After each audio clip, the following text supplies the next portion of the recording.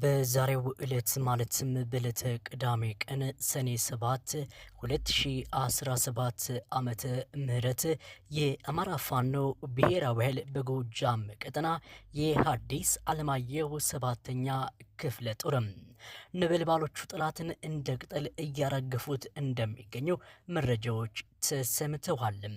በጎጃም ቀጠና ራስ ቢትወደድ መንገሻ ተኬም 5ኛ ክፍለ ጦር የበረው ፋኖ ዛሬም የጠላትን ጦር እንደ አመጣጡ ስለማስተናገዱ መረጃዎች ተሰምተዋል።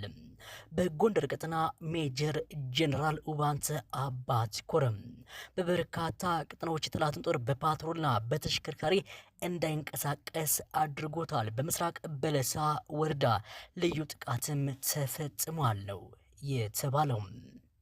ሰላምና ጤና ይስጥልኝ የተከበራችሁና የተወደዳችሁ የፋሲሎ ኤችዲ የዩቲዩብ ቻናል አድማጭ ተመልካቾቻችን፣ በመረጃ ሰዓቴ እነዚህንና ሌሎች መሰል አሁናዊ ሰበር ወቅታዊ ዕለታዊ መረጃዎችን ታዳምጣላችሁ። ይህንን ቻናል አሁኑኑ ሰብስክራይብ ያድርጉ። ሰበር ወቅታዊ ዕለታዊ መረጃዎችን በየሰዓቱና በየዕለቱ ያደምጣሉ።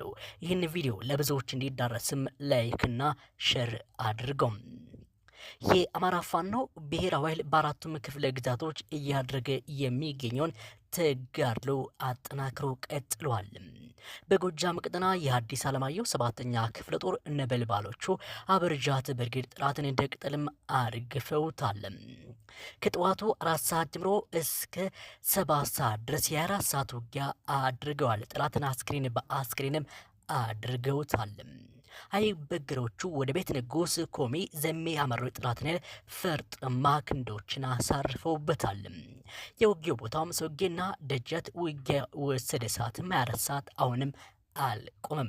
ከ25 በላይ ጠላት ኃይልም ተደምሷል። 2 አምቡላንስ ቁስለኛም ኃይል በኮርክ በጅብ የጤና ጣቢያዎችም ሆስፒታል ታድመዋል።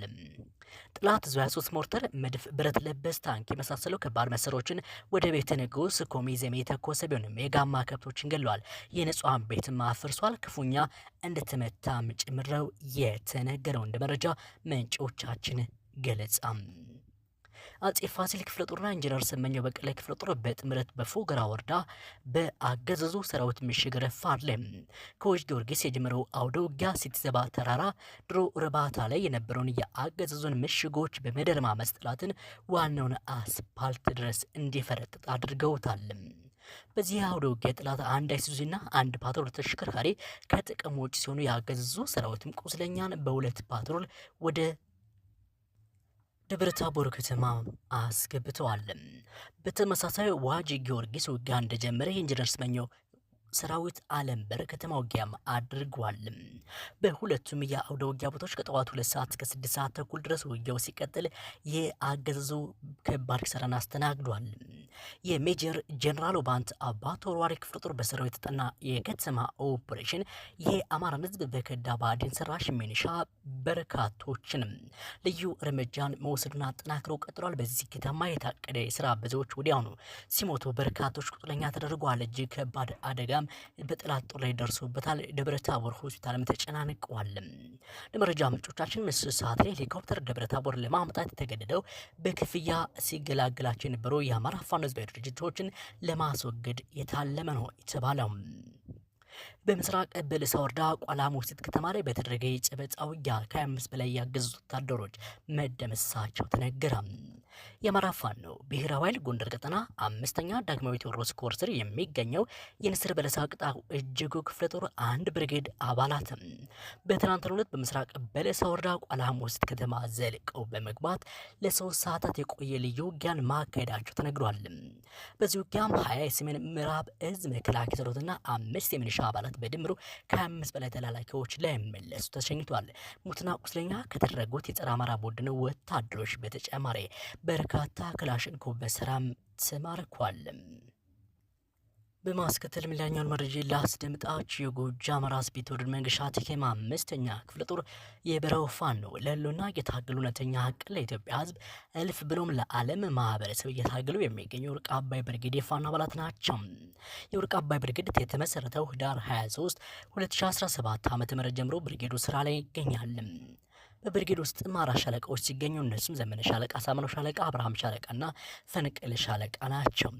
የወርቅ አባይ ብርጌድ ፋኖች በሌላ መጠሪያ ስማቸው የብራ ፋኖች በመባል ይታወቃሉ። ለውጊያ ችግር የለባቸውም። ውጊያ ከጀመሩም ድል ሲያደርጉ ሽንፈትን ፍጹም አይቀምሱም። በውጊያ ሜዳ ላይ ጠላትን ማርጦ መማረክ ነው ስራቸው። የሚኖርበትም ስፍራ እጅግ ይገርማል።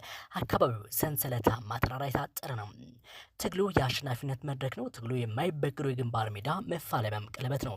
ትግሉ የቆራጦች ነው። የአባቶቻችን ደም አፍሰው አጥንታቸውን ከስክሰው ያቆዩትን ሀገር እናስጠብቃለን ይላሉ። ውድና የተከበራችሁ የፋሲሎ ኤችዲ የዩቲዩብ ቻናል አድማጭ ተመልካቾቻችን በመረጃ ሰዓቴ በአጭር መልኩ መደመጥ አለባቸው ያሰብኳቸውን መረጃዎች እንደዚህ አስደመጥኳቸው። ለሁላችሁም መልካም ቀን ተመኘው። ይህንን ቻናል አሁን ነው ሰብስክራይብ አድርጉ። ሰበር ወቅታዊ መረጃዎችን በየሰዓቱና በየዕለቱ ያደምጣሉ።